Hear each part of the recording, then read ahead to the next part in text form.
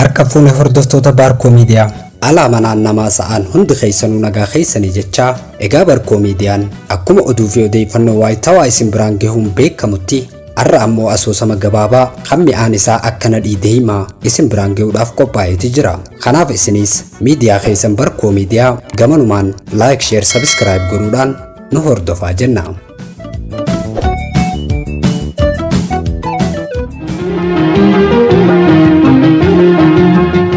Asoosama gabaabaa kutaa tokkoffaa. Asoosama kana keessatti seenaa jaalalleewwanii fi taateewwan ajaa'ibaa karaa Barkoo Miidiyaatiin kan isin biraan geenyu ta'a. Barreessaan asoosama kanaa ammoo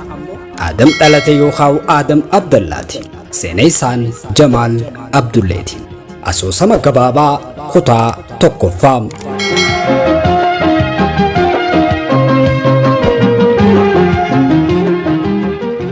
Arra ganama barii barraaqaan akka walagarru waliif beellamne isinis furitti walagarranaan jette duuba akkuma dhufteen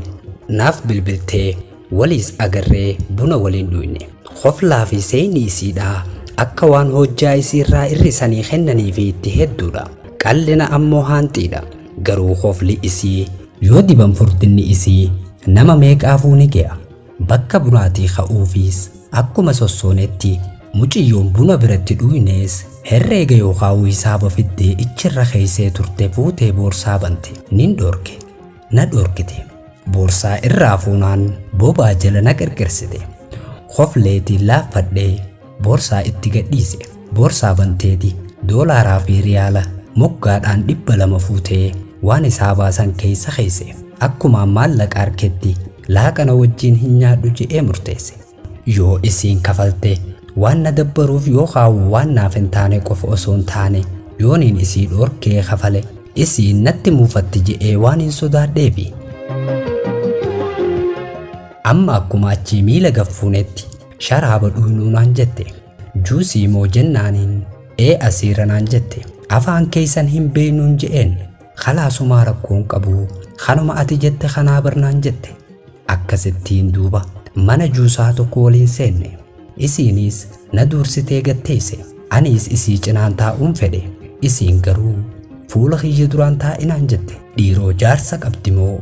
qaadhima qabdi je'ee anumaa if keessa olii gaxoofuu eegale ija tee arkuun anaaf gammachuu hundaa oliitii barnaan jette akka tokko taheetiin koflee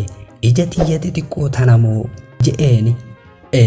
setti xiqqoodha malee ija tiyya keessatti ija huruphootinaan jette seeqaadhaa. Ilkaan isii xixiqqaan tarree gale fuulduraan malee qaawa tokkollee hin qabu